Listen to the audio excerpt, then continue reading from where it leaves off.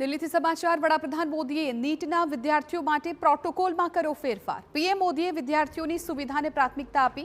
PM મોદીનો કાફલો airport પર 45 મિનિટ સુધી રોકાયો। બપોરે 1:15 કલાકે દિલ્હી એરપોર્ટ પહોંચ્યો હતો વડાપ્રધાનનો કાફલો અને બપોરે 2 કલાકે નીટની પરીક્ષા હોવાથી પીએમએ આ નિર્ણય લીધો। નીટની પરીક્ષા શરૂ થયા પછી પીએમ એરપોર્ટથી રવાના થયા।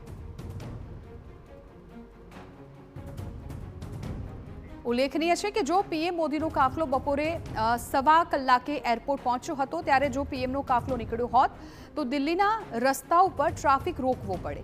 બીજી તરફ તે જ સમયે હજારો વિદ્યાર્થીઓ નીટ પરીક્ષા કેન્દ્ર તરફ પણ જઈ રહ્યા હતા। તેથી પીએમએ પ્રોટોકોલ કરતા વિદ્યાર્થીઓની સુવિધાને પ્રાથમિકતા આપી અને એરપોર્ટ પર રોકાવાનો નિર્ણય લીધો। પીએમ મોદી બપોરે 2 વાગે પરીક્ષા શરૂ થયા પછી જ તેમના નિવાસસ્થાને જવા માટે રવાના થયા હતા।